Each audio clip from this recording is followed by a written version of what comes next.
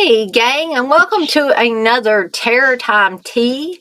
Today, eventually, we're going to get to the movies Horror House on Highway 5 and Humanoids. I can take my fingers off the title. Humanoids from the Deep, which is kind of appropriate because sadly, Roger Corman did pass away recently. And although this was not directed by Roger Corman, it was pretty much produced by Roger Corman. It was actually directed by a woman, Barbara Peters. But we're going to get to all that here in just a bit.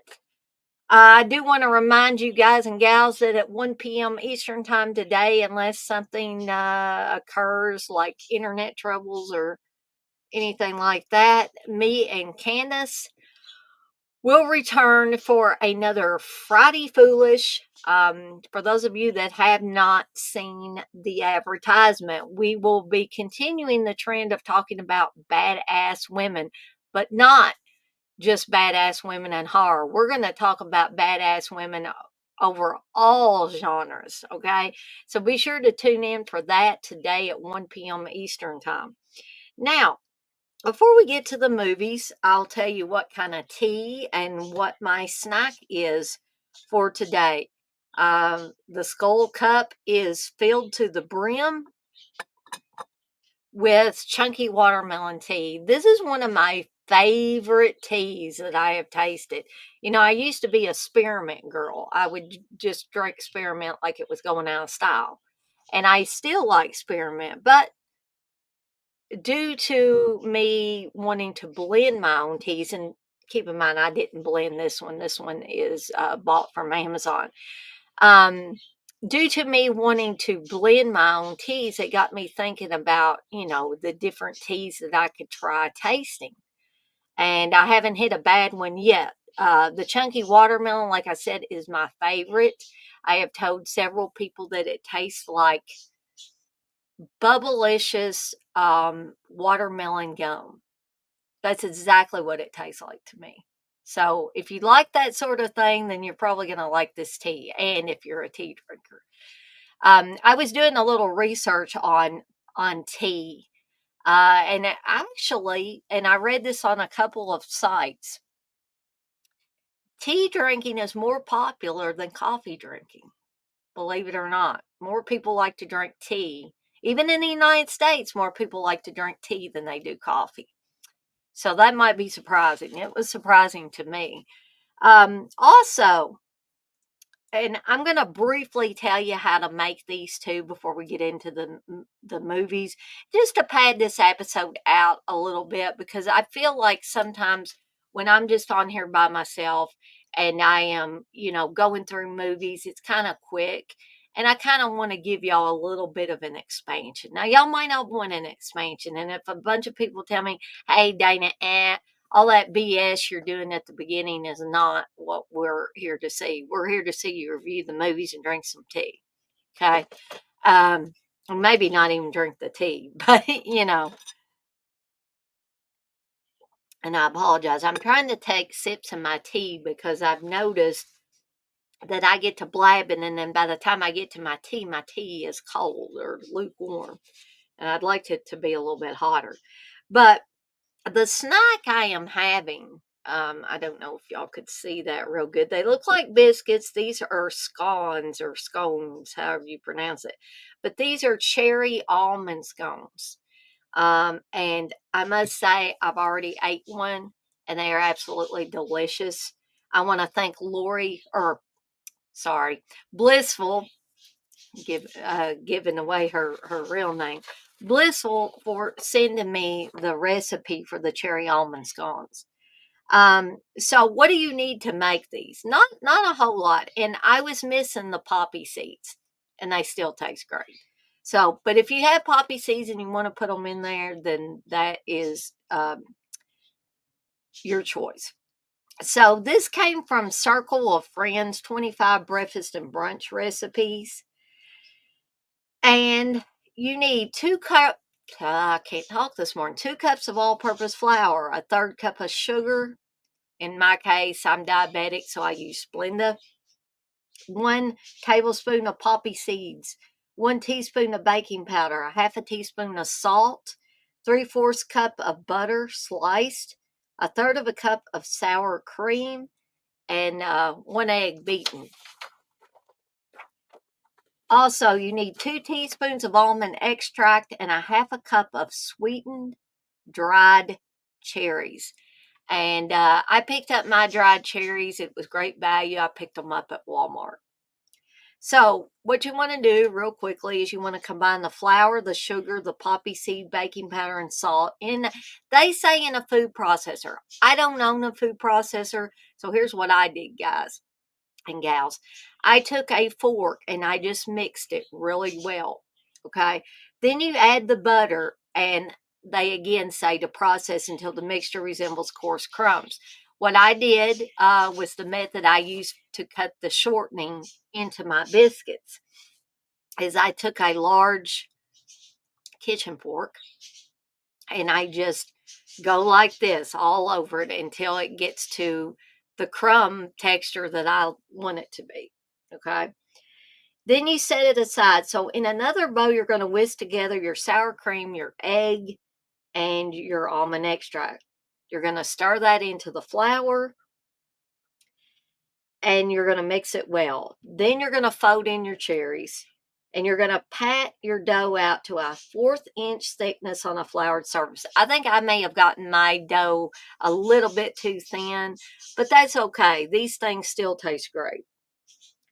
Use a 2-inch round cookie cutter, or in my case, I use a drinking glass. That's what my mom always used to do when she was making biscuits. To cut out, place on an ungreased baking sheet. You bake at 400 degrees for 10 to 12 minutes. For my oven, I did bake for 12 minutes, and it'll make 8 to 10 scones for you. I think I got about 10 of these out here. So I can tell you they are absolutely delicious. In fact, just to show you, sorry guys and gals, I've got allergy issues again. Just to show you that these aren't going to kill you, I have taken a bite on camera. See, I'm all right. And the tea is delicious as always. And I do apologize too. One of these days I'm going to get it right and have these things at 11:45 a.m. on Fridays and be consistent about it. However, because I was off today, I slept in and I didn't set an alarm. Bad move on my part. So, hence, we're having this at 12, which may throw some people off, and we might not have as many people in here as we normally would. Okay. So, let's get to this first movie, shall we? And that is Horror House on Highway 5. That's cool looking artwork, right? This looks like it would be an amazing movie, right? Wrong.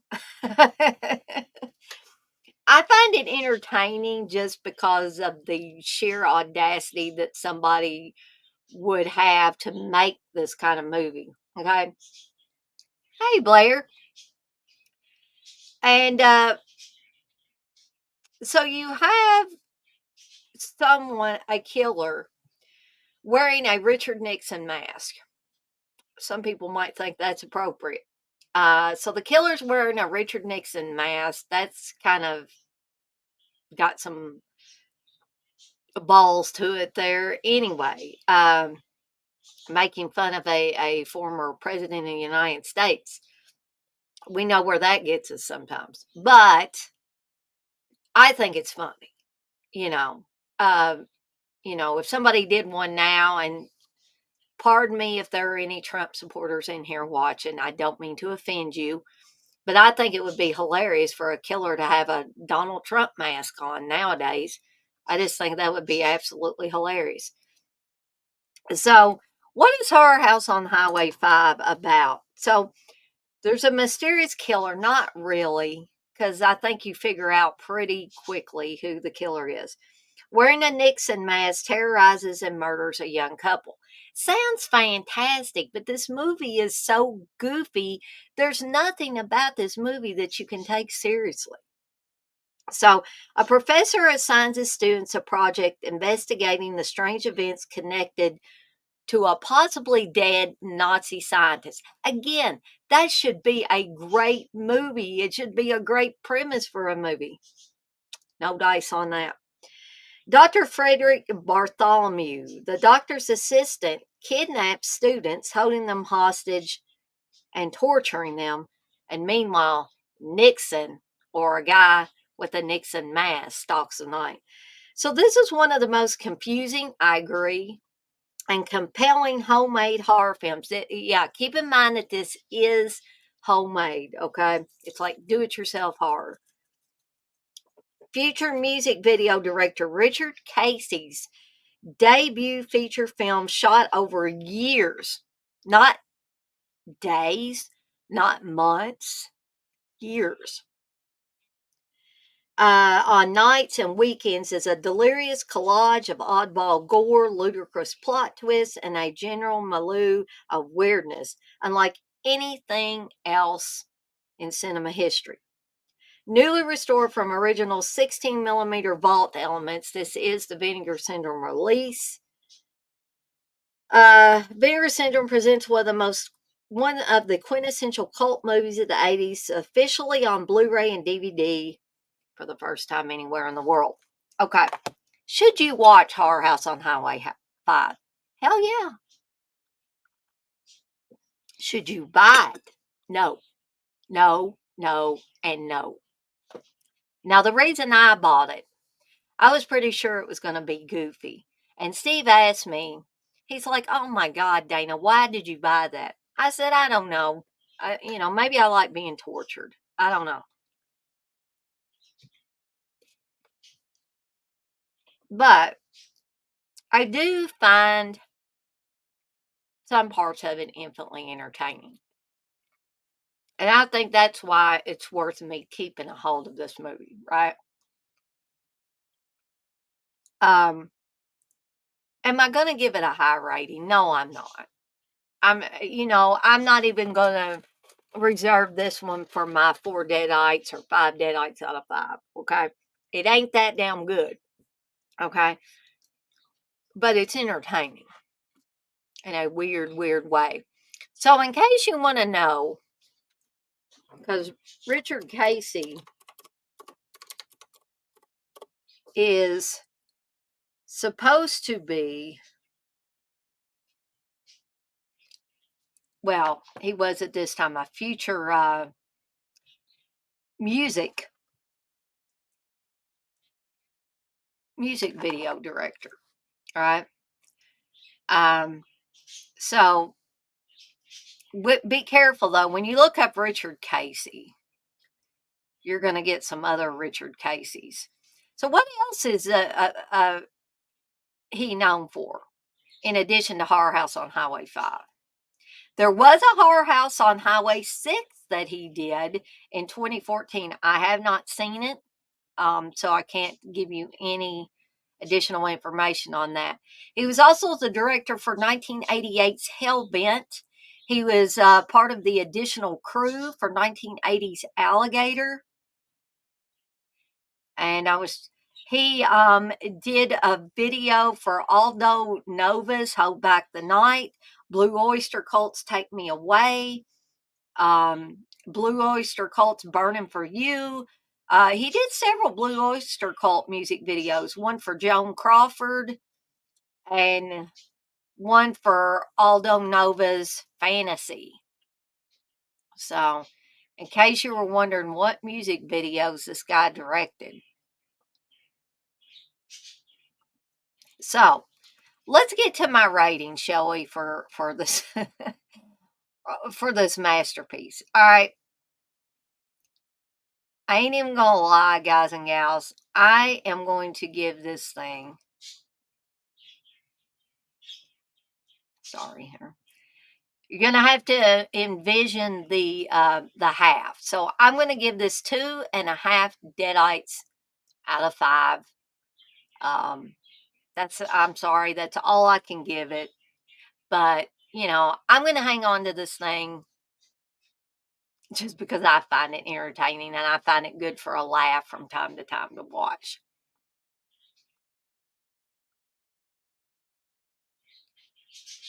Where's everybody at today? I don't know, Wes. I have quite a few more people in here than I usually do. It's just nobody's chatting except you and Blair.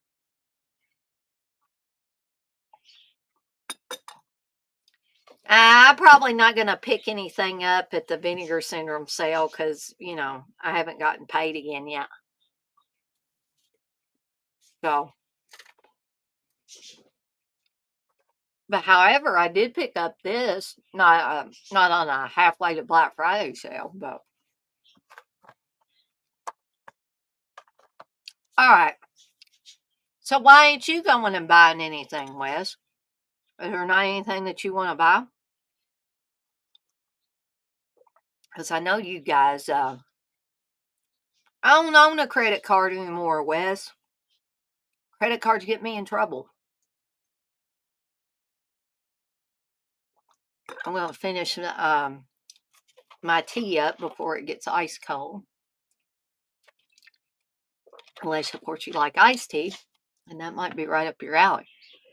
You already bought a couple of things? Cool. What'd you buy?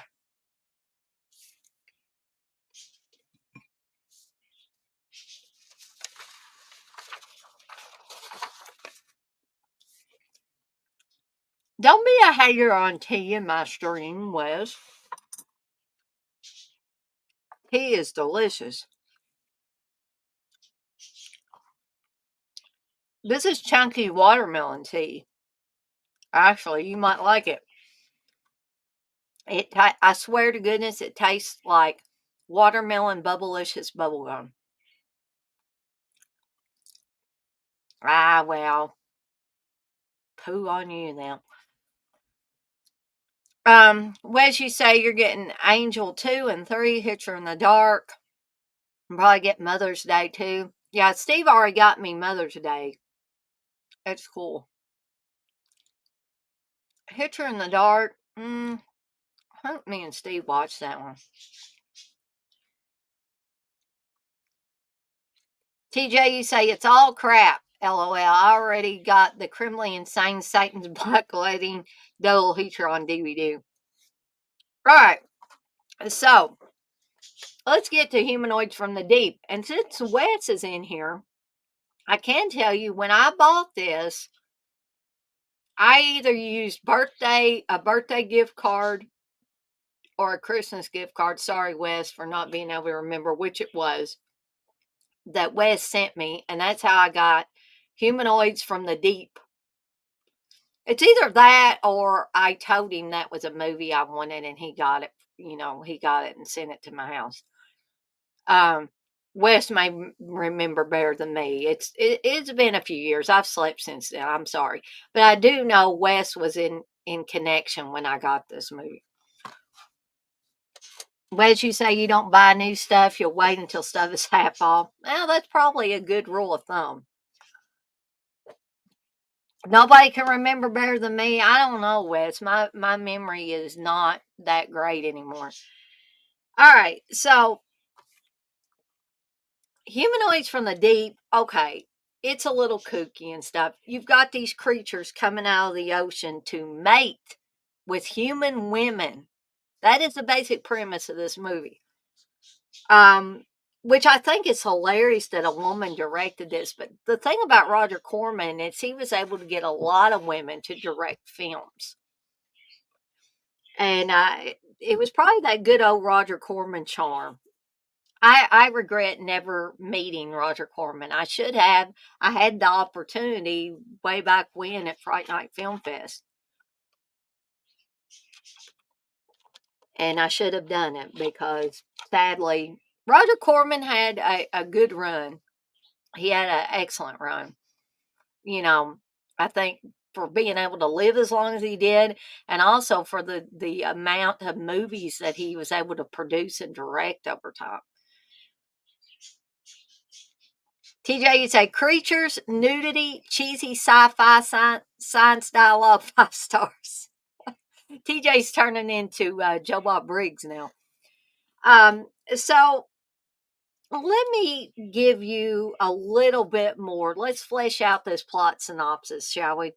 So something evil is happening in the sleepy fishing town of Noyo. Fish like, and they're pretty cool creatures, fish like humanoid creatures spawned by mutant DNA. That's not a new thing. Rising from the ocean, looking to mate with the local women, scientist Susan Drake, played by Ann Turkle, along with the local fisherman Jim Hill, played by Doug McClure of The Land That Time Forgot, seek to investigate the cause of this invasion of creatures from the ocean floor. But when the annual Salmon Festival begins, some unwanted guests are about to crash the festivities. We talked about Vic Morrow recently, not in very happy terms. But Vic Morrow is in this movie. Cindy Weintraub as the whore from the Prowler. Sorry, Cindy Weintraub. I always thought that character, her character from the Prowler, the one that goes swimming in the pool and gets her throat slashed with a machete, basically. And Denise Gallick from Don't Answer the Phone. The film features an early score from Academy Award winning composer James Horner, Avatar, Braveheart, Titanic, and many, many more. And special effects and creature designs by Oscar nominee Rob Bottin, who also did Robocop, John Carpenter's The Thing, Seven, and Total Recall. So, yeah, this is an absolutely fantastically fun film. I would recommend it to anybody and everybody.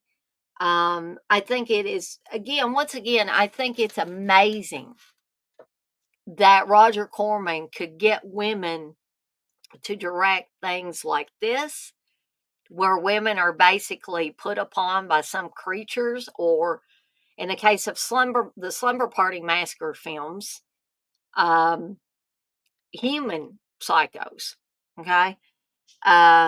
So, and to put nudity in the films and stuff like that. So, evidently, Roger Corman must have been quite the charmer, and I don't mean that in a bad way. He had great influence on men and women alike to get them um, to direct these films that he had obtained.